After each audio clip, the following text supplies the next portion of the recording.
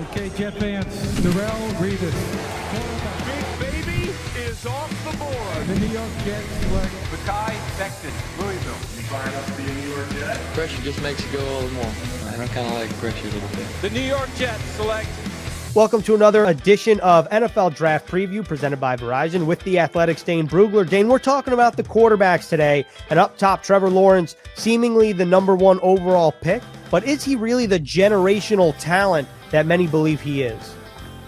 I think that's the best way to describe him as a generational talent. I don't know that he's a generational quarterback, but I do think he's a generational talent. Everything that you're looking for at the quarterback position, he's checking all those boxes, both physically and mentally. His arm, his athleticism, his feet, his balance as a passer, everything he does is quick. And that's really what stands out the most to me. So you factor all of the physical and mental traits as well as the intangibles, and you have a very, very easy number one pick in this class, a player who you feel like is not even close to hitting his ceiling. So Trevor Lawrence, the easy number one pick in this draft. It would be a complete shock if he is not a member of the Jacksonville Jaguars here in a few months. After the number one quarterback in Trevor Lawrence, I feel like different evaluators have a different list. So some have clusters of players, some have a clear-cut number two prospect. Which is it for you?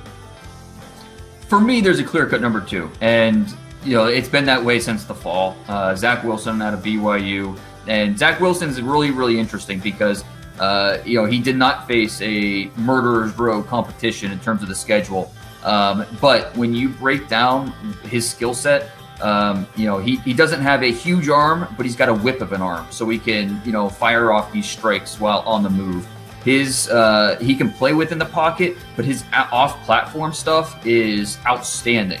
His ability to make those quick decisions on the move but still be accurate is so impressive. And so he doesn't have the ideal body type. He's a little narrow through his core. Doesn't have a ton of growth potential. He's never going to be more than 215 pounds probably. Does he need to develop with some of his reads and some of his movements and being a little more efficient from within the pocket? Yes, absolutely. I'm not saying Zach Wilson is a polished player by any means, but you look at the strengths of his game: natural accuracy, the off-platform stuff. And again, I really want to hit on this. It's the ability to make great spontaneous decisions.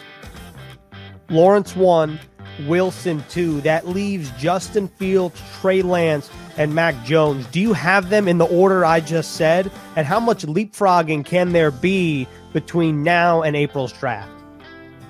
Well, yeah, I think that it's really tough with these next three quarterbacks because I think Lance and Fields, to me, they're kind of neck and neck fighting for the 3 and 4 spots. Lance is such an unprecedented evaluation. When you talk about a player who's got 17 career starts, okay, well, Mac Jones has 17 career starts, but Mac Jones did it in the SEC. Trey Lance did it against FCS competition. A lot of times those, North Dakota State, they'll face at least one FBS team. Trey Lance doesn't have that.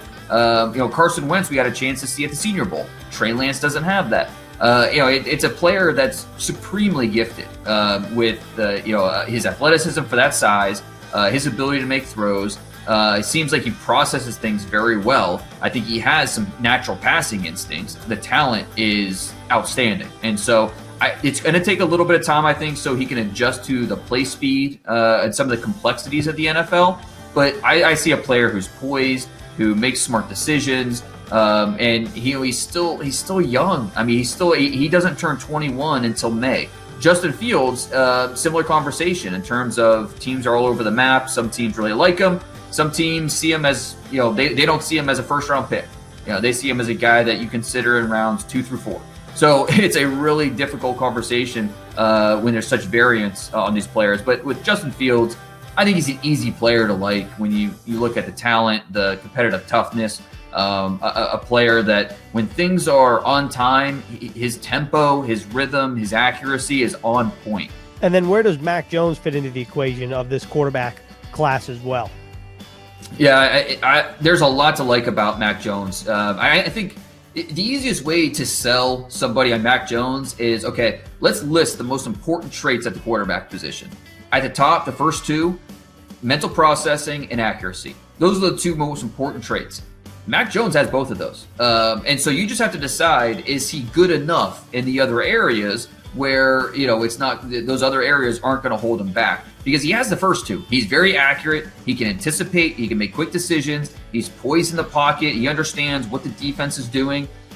Yes, he did have elite talent around him with the running back, the running game, the offensive line, the receivers, the play calling.